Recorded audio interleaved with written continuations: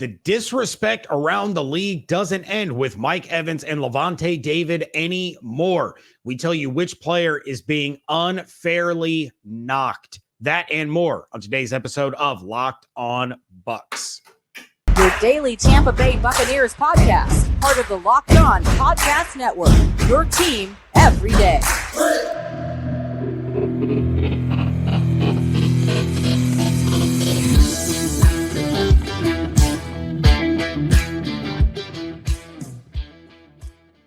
What's up, and welcome into this Tuesday episode of Locked On Bucs podcast, part of the Locked On Podcast Network, your team every day. We want to thank you for making Locked On Bucs your first listener view every single day. Don't forget you can subscribe or follow for free on YouTube and wherever you get your podcasts. And of course, you can follow us on Twitter. I am James Yarcho at JYarcho_Bucs. He is David Harrison at DHarrison82, your hosts for Locked On Bucs, credentialed members of the media covering your Tampa Bay Buccaneers. I'm the deputy editor of SB Nation's BucsNation.com. David is a staff writer over at BucsGameDay.com, Sports Illustrated's Fan Nation site covering the Buccaneers. And we are here with you every Monday through Friday, along with our everydayers. And of course, we want to share our appreciation for your continued support of the show. And this episode of Locked On Bucs is brought to you by eBay Motors. A championship team is about each player being a perfect fit, and the same goes for your vehicle. So for parts that fit, head to eBay Motors and look for the green check. Stay in the game with eBay Guaranteed Fit, ebaymotors.com. Let's ride. eBay Guaranteed Fit, only available to U.S. customers. Eligible items only. Exclusions apply. On today's episode of Locked On Bucs, the Bucs are making a few roster moves, but more on that just in a little bit. First, we're going to get irrationally upset over things that we have no control over, but we know our everydayers are just as angry as we are because Bucs fans are a passionate group, especially when you come after their beloved all-pro caliber left tackle, Tristan Wirfs, the Bucs elite offensive tackle, one of the best tackles in the National Football League, period. Maybe switching from the right to the left, but that is no reason for him to drop from 41, number 41 in last year's NFL Top 100 to 98 this year. James Yarcho. I've said this before, and I have tried everydayers who are also every yearers. Every time we talk about this NFL Top 100 ranking, right? I bring this up. What is the impression of this NFL Top 100 ranking? That it is voted on by the players, and who knows the other players in the league better than the players who play in the league? And what do I always say every single year? Outside of a handful of people, maybe, unless they're playing against this guy, or unless they want to see what that guy did against the guy they're going to be playing, these guys don't watch all these games. And they certainly don't watch film on every game played in the National Football League. So if Joey Bosa doesn't go up against Tristan Wirfs for 3 seasons, and he doesn't play an offensive lineman, or if he doesn't play an offensive lineman that he wants to see how a defensive lineman worked against a guy like Tristan Wirfs, like that's the only reason he's going to watch tape on Tristan Wirfs, unless he decides to go home and sit down and turn on the tube during a bye week, a Thursday night week, or maybe a Monday night week. But even if it's a Sunday night week, he's getting ready for a game himself. He's not watching games, guys. So we had this impression that, well, these guys know better because they're in the business. And I would agree with you if those guys are now outside of the business, and I'm talking like 1 to 5 years removed, and they're watching every game. So if you want to tell me like Tony Romo ranked somebody, okay, I'll take that a little bit more seriously. But even then, he's not in the locker rooms. He's not on the field. He doesn't know the calls. He doesn't know the adjustments. He doesn't know what the shifts were, right? So no matter how you spin it, every ranking has its flaws. But when Tristan Wirfs is the 4th best pass blocking tackle in the National Football League last year, and he's the 8th best graded tackle overall in the NFL last year, how in the world does this dude go from top 50 to barely making it in the top 100? And yes, this might be the only situation where a professional is called top 100 in his profession, and it's an outright insult because this is ridiculous. And again, I love the players to a certain extent. I don't love all the players, but I love them as a group. And yes, they play the game. So yes, they know it better than, Mike Florio of Pro Football Talk, David Harrison of Locked On Bucs. Yes, I will concede that. But this right here is one of my evidence points for why even the top 100 ranking that's voted on by all the players is not factual. There better not be 5 more tackles left on this list. There better only be 4 more tackles named for the rest of the top 100 if we are going to justify this in any way, shape, or form. What this tells me is players looked at it and they were like, oh, well, Tom Brady's not there anymore. So, yeah, Tristan Wirfs, yeah, he's going to drop. Well, we've forgotten about him, just like we've forgotten about all the other Buccaneers that are really, really good at football because Tom Brady's gone and the Buccaneers are meaningless. This is, I mean, I really can't say any more than you already said, but this is egregious. And I'm going to bookmark this episode and I'm going to come back to it in January when Tristan Wirfs is the starting left tackle on the Pro Bowl roster, and he is the first team All-Pro left tackle. And we're going to say, oh, but remember that time that they said he was only the 98th best player in the league? Get out of here. Yeah, I mean, look, at worst or at best, this is guilty by association, right? Yes, the Buccaneers offensive line last year struggled. They did not protect Tom Brady very well at all. And even when they did at times, they had already protected him so poorly that the pressure was basically in his head anyway. He was, to quote Sam Darnold, seeing ghosts. So he was pulling the trigger super fast, even when he had all the time in the world in the pocket. So yes, the Buccaneers offensive line let down Tom Brady last year. But again, this is supposed to be the experts. This is supposed to be the professionals, the ones who do this for a living, day in, day out, week in, week out. I'm almost to the point where I'm like, you know what? Only let tackles vote for tackles. Like, let's tell Trent Williams, you vote for tackles. And I don't know, you have to, somebody smarter than me is going to have to come up with a point system because then you got to rack and stack them. But Trent Williams, vote for your top 3 tackles or whatever it's going to be. You can't vote for yourself. Christian Darrisaw, you do the same. Andrew Thomas, do the same. Caleb McGarry, do the same. Lane Johnson, do the same. If you're asking me which tackles could I see ahead of Tristan Wirfs, Trent Williams, I could see ahead of Tristan Wirfs. Christian Darrisaw, no. He had a really good season, but let's see you do it back to back and all these other. Andrew Thomas, no, like, you had one good season. I'm sorry, it's not going to happen. Caleb McGarry, I would put him still behind Tristan Wirfs. Lane Johnson, okay, I can see that. Philadelphia Eagles, tackle, really great. Helped his team go to the Super Bowl, all those things. Colton Miller, Rashawn Slater, maybe neck and neck. So there's 2 to maybe 3 that I could say you can put ahead of Tristan Wirfs. Maybe a 4th one if you want to give him a little bit of a knockdown because this is this year's top 100, not last year's top 100, and you are moving to the left side. So we're going to knock you a little. We're going to dock you a little bit. But like you said, unless there's only like 2 more tackles on this list, that still puts you in like the 60 ballpark. You know what I mean? Like if Tristan was 65th, first of all, we wouldn't be talking about it because they only unveiled up to 91. But we wouldn't be even if we saw Tristan at 65 or something like that, we wouldn't be nearly as peeved about it. It reminds me honestly of when the Pro Football or the Players Association came out with their own All-Pro list, the NFLPA All-Pro list, and the NFLPA player president, which I can't remember his name now, went on this like big long rant, wrote this like huge long little like speech about how the players are voting. We're taking control. We're no longer are we going to let the media who don't know the game. And every single one of them was the same. Every single All-Pro player you picked for the NFLPA All-Pro team was the same, except for one, because you gave each side of the conferences a specialist. That's it. That's the only difference between the AP All-Pro list and the NFLPA All-Pro list was that and the speech written by a player about how much more they know the game and how wrong the media has it. No difference in the list. So I don't know. Again, I'm not trying to take shots at players, man, but this kind of stuff is what makes it hard to take these like player voted things too seriously. Yeah, no doubt about it. And look, we're going to talk a little bit more about the top 100 because if Tristan Wirfs dropped that badly, what does that say about the rest of the list? That and a former New Orleans Saints scout speaking out about the Buccaneers quarterback situation coming up next here on today's episode of Locked On Bucs, part of the Locked On Podcast Network, your team every day.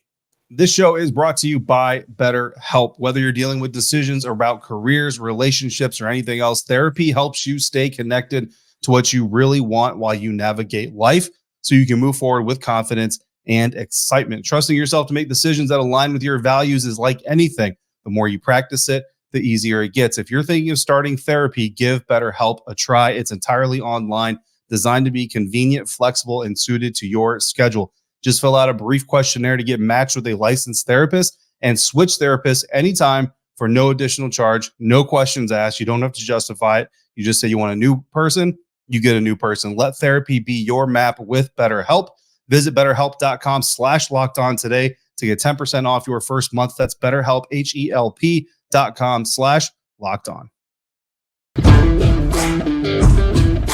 Thanks for making Locked On Bucs your first listen or view of the day every day. Make sure you come back tomorrow for WTSP Wednesday when James Yarcho and Evan Klosky, who's better than David Harrison, will be on the show to discuss what Jason Light and Todd Bowles have to say after they meet with the media Tuesday morning, 9 o'clock in the morning, press conference. No. I'll be sleeping. No. It's my day off. I'll be sleeping. I don't want to do it. I know nobody wants to hear about the Commanders. We have a Commanders pre-camp training press conference tomorrow as well. It's at 4 p.m. That's how you do it. 4 p.m. That's a much better time. Anyway, but James, if Tristan Wirfs dropped that far on the list, if Tristan Wirfs is number 98, Nueve Ocho, I don't think that's how you say that. How many Buccaneers are we going to see on this list? And is there a possibility that there are no other Buccaneers on this list? To me, this says that the Buccaneers are going to max out at 3 players on this list this year. Just 3. And I think the remaining 2 that we're going to see are Mike Evans. I think Mike Evans is going to get his. And I think Cam Jordan, when he came out in defense of Mike Evans, spoke volumes about how well respected he is around the league, even though he's ignored kind of in the national media. So I do think we get Mike Evans. And then I think we get Devin White, even though I personally would put Levante over Devin. Madden just put Levante over Devin. I think Levante was top 5 and Devin White was, what was it? My son told me we were on our way to go see Oppenheimer and he said Levante was like a 91 or a 92 overall. Devin White was all the way down at like 84, 83. Like he was way, way down there. But the players around the league love Devin. They know what he can do. They know what he's capable of. And he has kind of that shine. So I think we see Mike and I think we see Devin and that's it. I think that's all we get for Buccaneers on this list. I think we will see Mike. I think we might see Levante, and I do think we'll see Devin as well. I think, and this honestly, I hope I'm not right. But I have a feeling, James, that Devin White is going to be the highest ranked Buccaneer on this list. I really do. It wouldn't surprise me. And I feel like we should name Vita Vea as a guy that's going to be on this list. I mean, he should be on there because he's one of the top defensive linemen in the league. He's arguably the best nose tackle in the NFL. But if they're going to disrespect Tristan Wirfs this much, it makes me think that Vita Vea is going to get the short end of the stick because honestly, really Wirfs should be the number 1 rated Buccaneer on this list. But if it's not Wirfs, I would say that it's probably Vita Vea. Yeah, the problem with Vita is going to be his position. Like, unless you're Aaron Donald, D tackles just don't get the shine that right. other position players do. Like outside linebackers, DNs, they're going to get your front 7 praise more than anybody else. But I look back at Pro Football Focus did a ranking of off-ball linebackers. ESPN did a ranking of off-ball linebackers. PFF's off-ball linebacker rankings were based on analysis, right? Guys like Trevor Sycamore have been watching games. They've been watching film. They've been looking at these guys from a holistic standpoint. ESPN rankings were done by coaches, executives, scouts. And again, if you're a coach of the Jacksonville Jaguars and you don't play the Tampa Bay Buccaneers and you don't need to see how the Buccaneers attacked an opponent you're playing, you're not watching all their games and you're not watching their film. But on the PFF list, Devin White didn't even rank. Didn't even rank. On the ESPN list? On ESPN. Yeah, on the ESPN list, he was top 5. Yeah. You know what I mean? So let me take that back. If Devin White ranked, it was very low. I can't remember now that I'm actually fact checking myself. I can't remember if he did rank. If he did, it was very low. So that just kind of shows you the analysis point of view and the in-league point of view. And again, the analyst your handcuff is you don't play the game. You've never been in the locker room. You've never been in the meeting room of an NFL team. You've never been on an NFL field. The other guys, you're only seeing what you need to see. You're only watching your required work because your required work is already working you 90 hours a week. So it's no fault of anybody's, but that's why all these rankings have to be taken with a big grain of salt. And I have a feeling that we're going to see Devin White elevated there. I hope I'm wrong because I should be wrong, but I have that feeling. Yeah. Well, I'm sure the NFL Top 100 is going to come up in our conversations again sooner than later. But time to move on. Let's talk about a former New Orleans Saints scout by the name of Jim Monos or Monos. I don't know. Monos. Monos. I'm going Monos. Jim Monos. Sure. But he was on the Go Long podcast. Shout out. Go Long podcast. Tyler Dunn, who was on here talking about Carlton Davis. He's one of the hosts over there. They talked about the Buccaneers quarterback situation, more specifically going from Tom Brady to Baker Mayfield. And Jim believes the Bucs offense is now going to become more versatile with Mayfield under center. Mono said, quote, Brady was an easy guy to prepare for.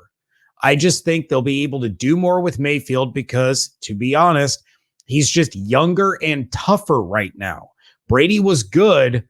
Brady was checked out. End quote. Now, Tom Brady got them to the playoffs 3 straight years. He won a Super Bowl. He won the NFC South twice. And I think the line about him being checked out is likely referring to kind of the team's overall struggles in 2023. But David, can the Buccaneers do more with Baker than they did with Brady? I mean, okay.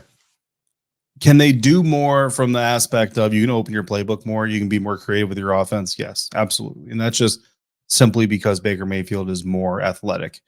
I think when Jim, and I'm basically going to put meaning to his words, is talking about Brady was an easy guy to prepare for.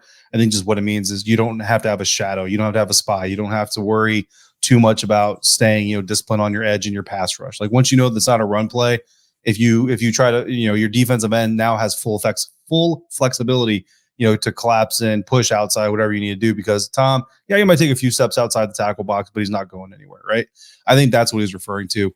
And then as far as whether or not this team can be more, improved with Baker Mayfield, I just think from a diversity standpoint of your offense, I think that's an accurate statement. Does that all equal better offense? Like that's where I think, you know what I mean? The words like more versatile, like that I'm saying, like more versatile, you know what I mean? All that stuff doesn't necessarily mean it's going to be a better offense, so to speak. As far as Brady being checked out, I don't know if Tom Brady was checked out. I didn't have any of those personal conversations with him, but I did tell you multiple times. I'm pretty sure I said it on the show. Every day who might remember can tell me if I actually ever said it on the air, but I know we've had this discussion. I felt more than ever last year like the inspiring Brady wasn't there. Right. What we saw last year was the Brady that was trying to force it. Right. He wasn't trying to inspire the men around him to be better and play better. He was trying to tell them, you're going to play better and you're just going to be better and we're just going to be better. And then I think we saw Tom Brady get to frustration faster than we probably ever saw before. And I think certainly, look, your personal life is your personal life. People can try to say you put all that stuff on the back burner all you want, but to a certain extent, when you're going through a divorce and all this other stuff, like that's not reasonable. You know what I mean? And we've all had bad days and we've all had stretches where our nerves get a little bit thin. And, there's been times where I'm messing with James pre-recording and his nerves are wearing thin and he snaps at me. And I'm like, okay, well, he's not in the mood today. Well, I think Tom Brady basically had a year of that. You know what I mean? Because look at everything that was happening around him. And then, at the same time, he's trying to do a minority deal by the Miami Dolphins. That whole thing blows up. And not only that, but that franchise now gets punished, which means you're definitely not becoming a minority owner of that franchise now. Like, you know what I mean? So I just think there was a lot going on in Tom Brady's world. And honestly, I think you look at this broadcast deal as just evidence of that, right? He agreed to this broadcast deal, and anybody who wants to believe that happened as soon as he retired, I've got oceanfront property in Colorado to sell you. And then the season ends, he retires, he doesn't actually go into his broadcast job. Like there has been a lot of roller coaster moments, I think, in the last 365 for Tom Brady. And I think that's what we saw last year. Yeah, I think a lot of what we saw with Brady was he was going through the motions and then thought he could flip a switch and the whole team was going to flip with him, and it didn't work out. As far as the Bucs being able to do more with Baker than they did with Brady, I think you pretty much nailed it. In Baker, you have a guy that can be a threat to extend a play, to escape the pocket, buy time, allow his elite level receivers in Evans and Godwin to get open and create plays, allow Cade Otton to be able to get open over the middle, or Rachaad White to break free and be open. So from that aspect, yeah, they can do more. But just like you said, I'm with you 100%. Does that necessarily mean that it's going to be better? No. But it's also going to be really hard to compare apples to apples when you very much have an apples to oranges situation, because this isn't Baker Mayfield in the same offense that Brady was in for 3 years. This is a completely different script that they're running now with Dave Canales. So it's not really a fair one-to-one comparison, but I think kind of what Manos was referring to is the fact that, yeah, Baker is younger. He is more athletic. He is going to be able to create some plays that for Brady would have been a throwaway or a sack. On the flip side, that also means that Baker might be throwing an interception or might be fumbling on those particular plays. So it's going to be real interesting to see how Dave Canales' offense comes together with Baker at the helm. All right, well, the Buccaneers made some roster moves on Monday, and that will make a lot of fans very happy. That's next here on today's episode of Locked On Bucs. Wrapping things up here on a Tuesday edition of the Locked On Bucs podcast, and roster moves were made. Fans rejoice. Parades were planned. The Buccaneers signed 2 players and cut one on Monday. Second-round pick Cody Mauch signed his rookie deal, meaning that the Buccaneers' entire 2023 draft class is all under contract. Mauch's deal is 4 years, $7.485 million with a $2.443 million signing bonus. Then the Bucs cut undrafted rookie linebacker out of Tennessee, Jeremy Banks, which was promptly followed by the signing of William Gholston, who is now back for his 11th season in Tampa, joining Lavonte David as the only 2 players that predate general manager Jason Licht. David, how good of a move is it to bring back William Gholston? I think it's a great move. I mean, you have a veteran here that he's been here since before Todd Bowles arrived, but he knows Todd Bowles' system. He knows what he's expected to do. He knows what everybody's expected to do. So he can help now during training camp Greg Gaines get more comfortable. He can help Logan Hall hopefully get a little bit more comfortable and a little bit better. And if you have an injury pop up, because knock on wood, it doesn't happen, but sometimes it happens, you have a guy that you can rely on there. So I'm super happy for Will to be back. Hopefully this will inspire him to unblock me on Twitter. If not, that's okay. But I'm really happy for Will Gholston. Every time I see him, I make sure I shake his hand and we have a very nice conversation. And no, I don't ask him to unblock me on Twitter because he's really big. And honestly, I get a little bit scared, so I don't do it. But I'm really happy for Will Gholston. Actually, so I looked at I think it was his Instagram profile not that long ago, actually. And I noticed that like all his Bucs stuff was still up on his Instagram profile. I was like, that's weird because he's not under contract and like OTAs have already started. I was like, I wonder if he's going to end up coming back, and he knows he's coming back. It's just not public knowledge. And here we are. I don't know that's, what I mean, what was happening. Maybe he's just not really that concerned about his social media, footprint. So he just didn't take the time to undress his stuff until he knows it's necessary. But yeah, Will's a good dude. Always enjoy being around him. And I think that he's a steady presence, not a superstar by any means, but a steady presence on the defensive line that you can always do benefit from. Yeah. Also, let David's experience be a lesson to you Ohio State fans not to talk trash to players who play for other Big Ten teams because they may end up playing for the team that you cover. And now listen, I wasn't in media at that time. All right. He wasn't in the NFL. I wasn't in media. I think that Will should very nicely, whatever doesn't insult him, and unblock me from Twitter. If I was him, I would make you wear head to toe Michigan State gear. Honestly, I mean, look, if you ask me, like my favorite Big Ten teams, obviously Ohio State's number 1. Second is actually Penn State, but then third is Michigan State. So I mean, they're top 3 as far as I'm concerned in Big Ten, standings. So all right, I think it's pretty good. Cool. His uncle, I believe Vernon Gholston was his uncle one of my favorite Buckeyes of all time. So, I mean, that's got to count for something. That's cool. Whatever. You know, your co-host doesn't root for a Big Ten team or anything. That's I mean, I'm just being honest. Illinois is top 12 in the Big Ten for me. Oh, jeez. Does that include when UCLA and USC join? Oh, yeah. I forgot about those guys. Oh, they're only not top 13 because there's not 13 teams. Actually, no, Rutgers is by far the team that I like the least in the Big Ten. Like, I don't even consider Rutgers Big Ten. Rutgers is Big Ten observed. It's not actually Big Ten. But hey, shout out to Scotty Miller's wife, who was a gymnast for Rutgers. So, yay. That. Go Golden Eagles. Whatever Bowling Green is. They're the Falcons. No, that's what I said. Because it got real weird when I looked at Scotty Miller at training camp last year, and I was like, hey, Scotty, go Falcons. And now he's a Falcon. But yeah, he was not happy with that. I was like, this is an awkward moment. I'm just going to keep walking. No, he understood what I meant. He got a big smile on his face like Scotty Miller does. He's like, yeah. My sister's a Bowling Green alum, which is also where Urban Meyer was a football coach before. Oh, so he should shut the whole school down. Before Florida, before Ohio State, before all that. Yeah, Urban Meyer. So it's Bowling Green's fault. You know who didn't create a really terrible coach and human being? Youngstown State, the original coaching home of Jim Tressel. Yeah, Jim Tressel was terrible. Anyway, back to the topic at hand, and that is former Michigan State. Wrong Bucks. We're talking about the wrong Bucks. Yeah. Former Michigan State Spartan and now Tampa Bay Buccaneer William Gholston. This also helps the fact that I had referred to Gholston being on the team like a month and a half ago, because in my brain, it's like, no, William Gholston, he's a Buccaneer. He's always going to be a Buccaneer. That's just who he is. And now he is. And it's a great move. He's been one of the most consistent run stoppers on this team since the arrival of Todd Bowles. And that's really when Gholston's game started to take off, was under Todd Bowles and in Bowles' defense.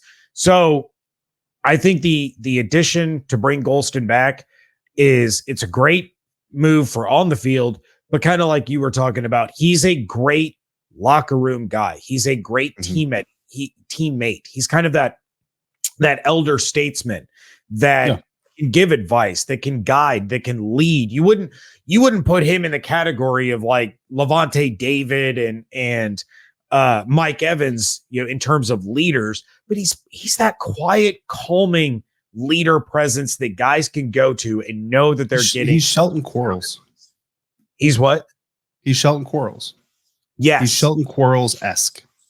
And you know what? Supporting my conspiracy theory, number 92, still available. See? They knew it all along. With that, we are going to get out of here. Again, coming up tomorrow, I'm going to be joined by Evan Klosky. We are going to be talking about things that Todd Bowles and Jason Light said to the media Tuesday morning when they meet with them bright early at 9 a.m. I will not be there, but I will watch it. I will talk about it, and I will be joined by Evan Klosky to do so. In the meantime, if you've got questions, thoughts, topics, ideas, reactions, anything at all, you can leave those in the YouTube comments or email us at lockedonbucspodcast@gmail.com. We want to thank you for making Locked On Bucs your first listener view every single day, for making us part of your day, part of your routine. And if you want to talk about anything else Buccaneers related, or you want to try to help David get unblocked by William Gholston on Twitter, of course, the Twitter handles, I am at @Yarcho_Bucs. David is at DHarrison82. And the show is at Locked On Bucs. Hope you all have an absolutely outstanding day. Stay safe, stay healthy, fire the cannons. We thank you so much for joining us right here on Locked On Bucs, part of the Locked On Podcast Network, your team every day.